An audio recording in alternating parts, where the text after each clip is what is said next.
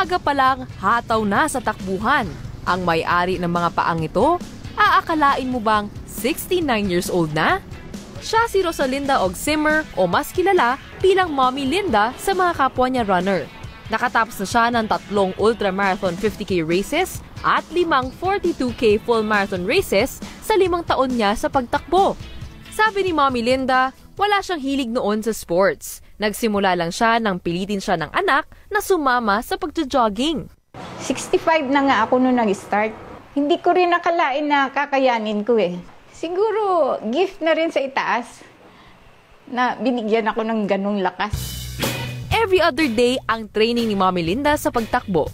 At tuwing linggo, sumasali sila ng kanyang running buddy sa mahabang karera. Wala rin kakaiba sa kanyang dieta. At kwento pa ni Mommy Linda, dahil sa pagtakbo, nawala ang mga sakit-sakit niya sa katawan at nabawasan din ng 18 pounds ang kanyang timbang. Bukod sa health benefits, ang running ang nagbibigay kaligayahan sa kanya. Hindi mo ako makitang nakasimangot tumakbo. Masaya ka pag nakakatapos ka, nakakarinig ka ng mga admiration ng mga kasamahan mo. Lahat sila mamaya magpapapicture. Mami, sabing gano'n. Pa-picture, pa-inspire naman. Habang nagbibigay siya ng inspirasyon sa mga kasama dahil sa kanyang determinasyon, humuhugot din si Mommy Linda ng lakas mula sa kanila, lalo na sa mga panahong gusto na niyang sumuko sa pagod. Pero ang pinakasekreto niya sa kanyang tagumpay, ang pagmamahal at suporta ng kanyang biggest fans. Ay ng aking asawa at saka mga anak. Apo ko at saka yung aking buddy-buddy.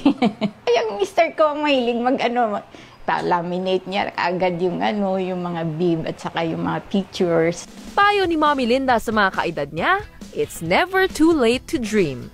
Try nyo lang kahit lakad lang muna. Mabagal, pero unti-unti hanggang sa makayanan mo na.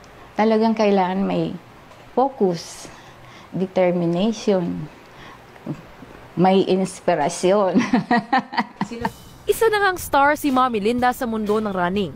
Ang kanyang pagsisikap na tapusin ang bawat karera, gaano kahaba at kahirap man, ay ang kanyang tunay na medalya. Gretchen Ho, ABS-CBN News.